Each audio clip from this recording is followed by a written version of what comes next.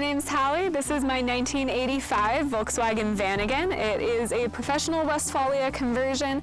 This is actually my fourth rig that I've lived in since hitting the road about 2.5 years ago, and I'm currently traveling with my Border Collie.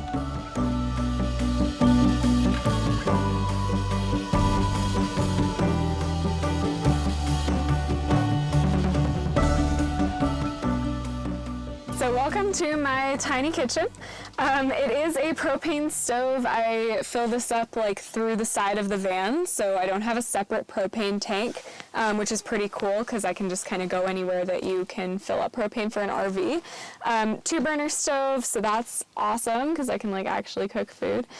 This actually used to be a propane fridge as well, but I decided to take that out just to have a little bit of a different storage setup. So I actually use this as a pantry and sort of like a junk drawer file cabinet area down here. This is just kind of a shelf that comes with the professional Westfalia conversion, which was done back when the van was made, back in the 80s. And it just happens to fit spices really well, so a lot of people who have these actually use it for that. Over here I do have my sink. It's just a little electric sink and it holds quite a lot of water. I do also fill that up from the side like with a hose. And yeah, use that for washing my dishes, brushing my teeth, giving my dog water, all of that. For my cold food storage, I decided to go with a cooler this time. My past 2 rigs did have a fridge, but I didn't really want to deal with wiring that to my extra battery. I kind of just wanted to hit the road and do it as simply as I possibly could. So I'm using an Arctic cooler. The ice lasts a pretty long time. And then for my drinking water, I don't drink tap water, so I actually get reverse osmosis distilled or spring water, and I carry a 7-gallon tank for that. And then I just keep my dog's food and water down here, which he always has access to. The main thing that I think I would do differently in the kitchen is I wish that that light was just like over the stove instead of on the side, because a lot of times, especially right now with daylight savings, I'm cooking past dark and it's just like weird shadows and I can't really see what I'm doing as clearly as I'd like. It would also be really nice to have a paper towel rack. I know some of these come with one and mine just didn't, so a little funky. I just like stick them behind the driver's seat. But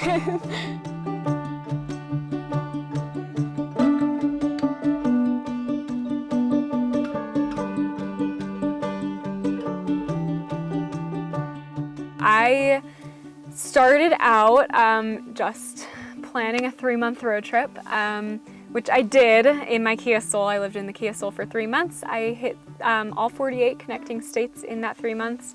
I do not recommend this to anybody. But when I was planning this road trip, I sort of discovered van life just through YouTube and social media and Netflix, and ended up actually going to a van life meetup where I met a few people that I'm actually still friends with today. And they basically coached me through how to live out of my vehicle and not like have to pitch a tent or have to get an Airbnb, and be able to travel kind of cheaper than I was really expecting to. And then about halfway through that 3-month trip, I texted my mom and I was like, Mom, I'm buying a van. Like, I have to keep going. And so when I was done with that 3-month trip, I got my first of the 3 vans that I've lived in and haven't stopped since. When I moved out of my college apartment, I knew that I was going to be going on that 3-month trip, so I was actually able to store quite a lot of my stuff at my parents' house. Now everything I own is in the van, so it's sort of been a process over the past 2.5 years to pare down everything that I used to own, to now just being able to fully live tiny. Definitely when I was transitioning from the Sprinter to the Westfalia, it was a lot different than, you know, just moving into the Kia Soul for 3 months, because that felt a lot more temporary. The Sprinter was 24 feet long and 10 feet tall, so I had a lot of storage in there. And in here, you know, I'm living in a much smaller square footage. I don't quite have as much storage as I would, so I had to be a little bit more creative.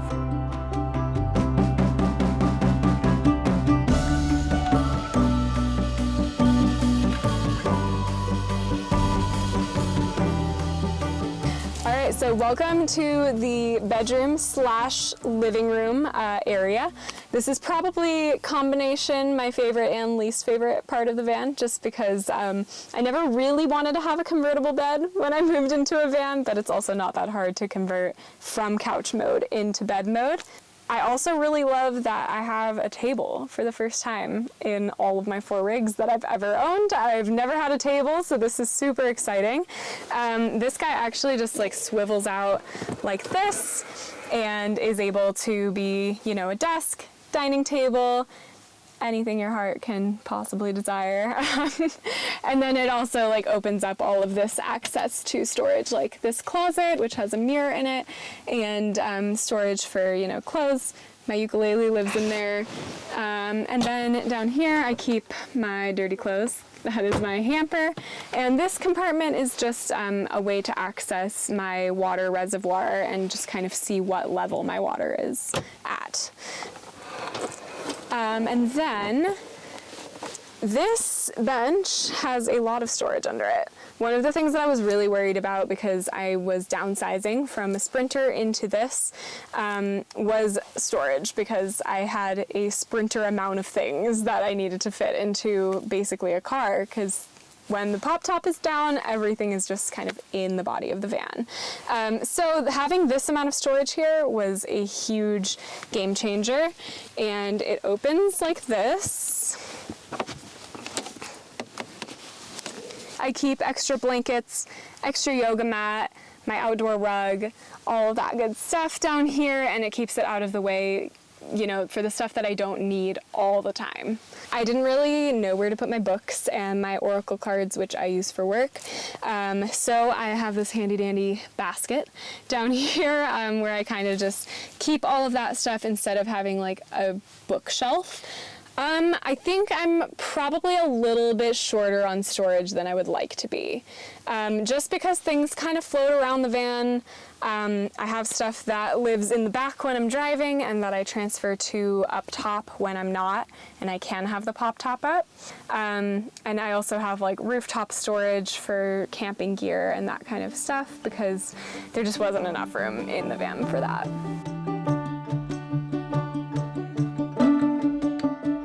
I've dabbled in a lot of different things. The main thing that has kept me going for the past 2.5 years is copywriting, which is like my field of study from when I was in college. It's not really what I'm passionate about though, so I'm really trying to make the transition into doing something that I really care about so that it just doesn't feel like work anymore. Part of that is my art that I sell, which you can find on my website, which is halleswanderingsoul.com, and then just /Wandering Soul Collective is my little art shop.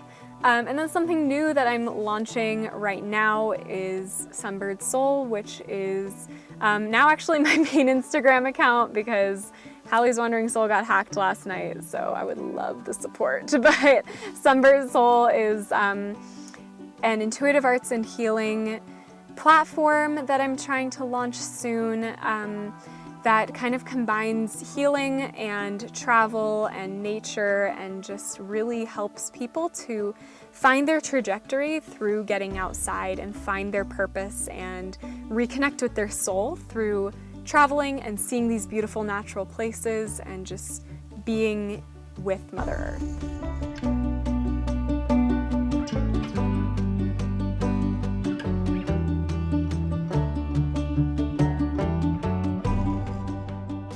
So welcome to the back of the van. This is where my dog hangs out when we're in the van, because it's just his little comfy area.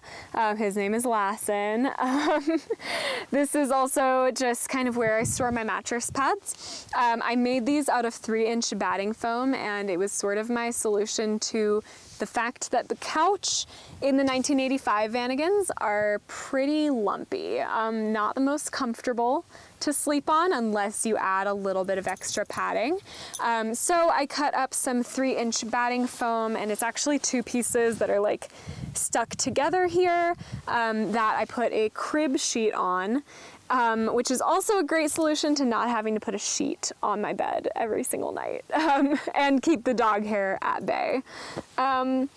But yeah, so when I open up the couch, this top guy just slides to the front part of the bed, and then I have the bottom guy right here for this like upper part of the bed, and it makes it so much more comfortable than just sleeping directly on the couch.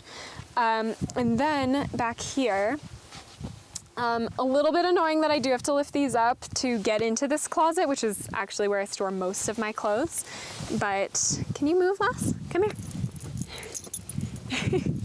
But I just kind of lift these up, and I have access to these 3 shelves, which fits most of the clothes that I own. I just have a few things and jackets in the other closet back there. So up here, there is like this nice little, I want to call it a boat, but like a little storage area for actually rooftop storage.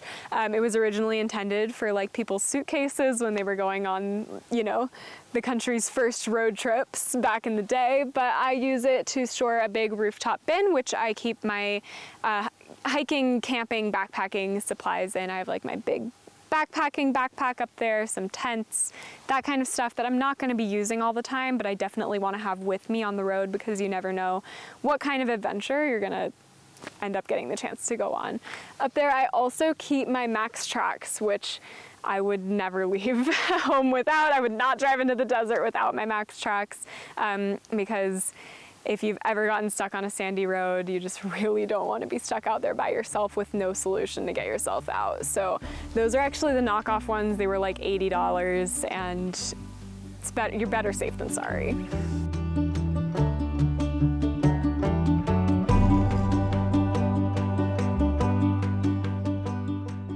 So I am an artist, and I needed a place to keep all of my finished paintings. So because I don't have another passenger riding with me all the time, I keep most of my art stuff up here, just riding along with me. I also keep things like my bug net and bubble wrap for shipping said paintings, just kind of here where, again, I don't have constant access to them because it's not part of the main part of the van, but it's definitely with me and I can access it whenever I need to. The other thing that is very unique about this vehicle, as opposed to other van life vehicles, is I don't have mounted solar panels. My auxiliary battery charges mostly when I'm driving. I do have an inverter and charge controller, but if I'm ever gonna be in a place for more than a couple days where I just don't think that battery is gonna last to actually charge my phone and computer, I do have the Go Westy foldable solar panels that just plug right into the charge controller and allow me to charge my battery when I'm standing still, which is super great for, you know, those weeks where you just want to kind of lay low and not be putting a bunch of miles behind you. Awesome. Thank you for checking out my 1985 Volkswagen Vanagon with me. I love this van. It's probably my favorite one that I've lived in. Yeah, thank you so much.